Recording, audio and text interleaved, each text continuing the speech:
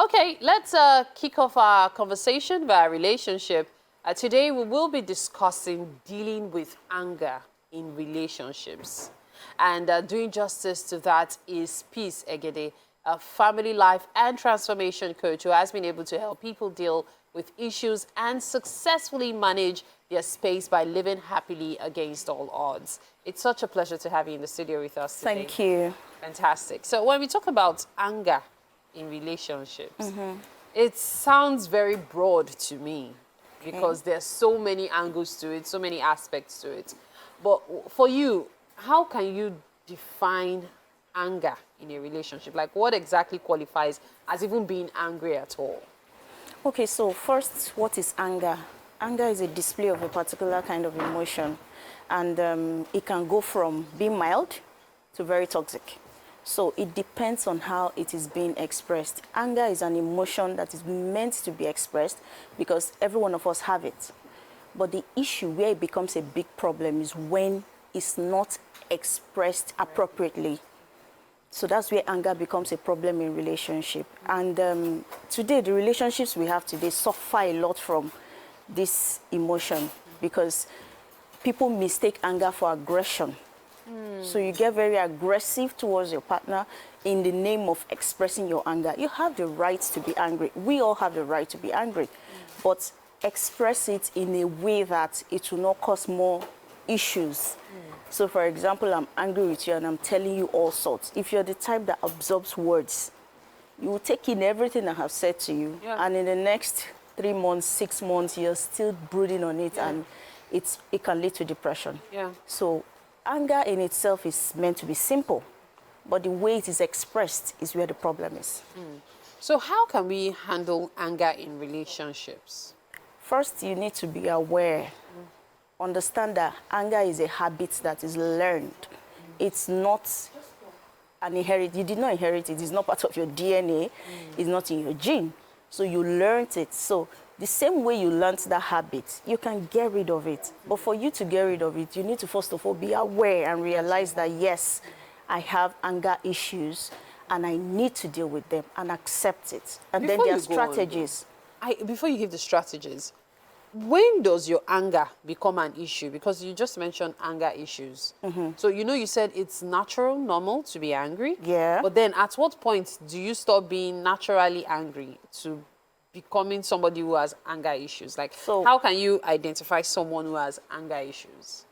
When it's a habit. Oh, So you meet someone and every little thing triggers the person. Every little thing the person is triggered, the person is expressing him or herself through anger, because there's this myth that you need to be aggressive, you need to be angry in order for you to get what you want. So every little thing triggers the person. But the downside of that mindset and that reaction method is on the person's health at the end of the day. Because you display a lot of energy, you release a lot of negative energy, and it comes back to you in very interesting way, high blood pressure and so many other things that we can't name. And I can't really give name to them because I'm not a doctor. But they have been linked to the way you express yourself when it comes to anger and aggression. okay. So now let's go back to the strategies. Okay, so you have, aside from awareness, you have the timeout strategy. And under that strategy, that timeout strategy, we have like timeout where you take out time away from the issue. Like you're having a heated argument and all of a sudden, because you are self-aware, you say, excuse me, I need to excuse myself. And you And leave the the person scene. doesn't excuse you, uncle? Well, anger is not physical fight, right? Yeah.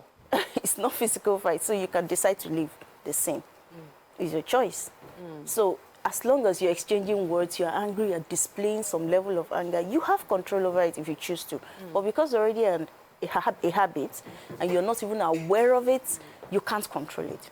But Well, once some you're- people see it as you walking out. Like, if you say excuse in the middle of a conversation, which Yes. is turning into a heated argument, the person would misconstrue it to mean you always walk out on. Okay, so that's why probably the way you present it matters.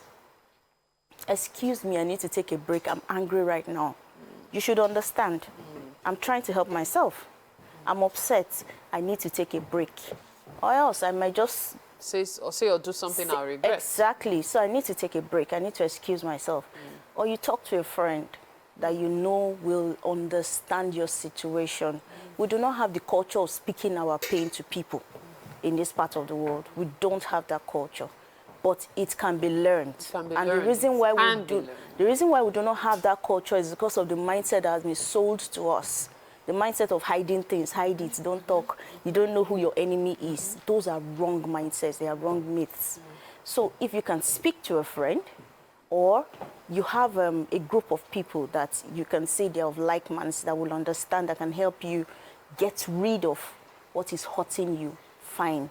Or you distract yourself with exercises or any other thing. Just find something that takes you away from that sin. Because it's an emotion, it lasts for only some minutes. But the effects can last forever. So because you're aware that that anger won't last forever, the moment you excuse yourself or look for a strategy to help yourself, before you know it, the feeling goes down. Compared to if you stay there and you're spewing all sorts, shouting, making noise, before you know you're hitting each other, it's going toxic. Why? Because of something that was said that you're reacting to, because you have the anger habits. So I think those are the strategies that we can use. So you just mentioned something now that caught my attention, anger habits. Of course, it can be related to anger issues. Yes. So, because habits are things that are built over time. Yes. How can you prevent that habit from becoming a thing? Because, you know, it's one thing to have anger issues. Yes. But now I'm relating it to this anger habit. So I'm creating a pattern, for example, of always being angry. How can you even be aware that, okay, I'm about, or rather I've launched myself into a pattern? Because you said it's very important to deal with the anger issues, but we did not even talk about the progression, how you become an angry person. So how can you break away from it? Even before breaking away, how can you prevent it? Okay, so you can't have anger issues if you don't have the anger habits. Yes. So it has to start from the habits. Yes. And how do you develop the habits? That's what you just asked Yes. now. It's coming from the hands that raised you, the people you mingle with, the experiences you've had in life. Who have you been watching? Who have you been listening to? Like, I'm not going to mention him, but there's a particular toxic social media handle that people go to. And that person's toxicity can easily influence people. But that person has followers because the person has people with similar mindsets as him or her. So that toxicity can rub off on them and they won't even know. They won't even be aware of it because they are not in their conscious state. They're not aware of what they're doing. So it starts from somewhere. The people you mingle with, the hands that raised you, your parents, where they're always shouting at each other. You can learn it easily because that's all you know. There's nothing else you're learning. That's just all you know. Wow, wow. So this is actually a very broad subject. Yes, yes. It's not something that can be analyzed or dissected in a few minutes. But of course, you know, you can always ask Peace Egede more questions via social media handles, which of course are on the screen. At this point, we have to take a break. Thank you so much for your time, Peace. It's been an awesome month with you. But you know, before that break, I'm really curious about how far those in the kitchen have gone with this coconut rice.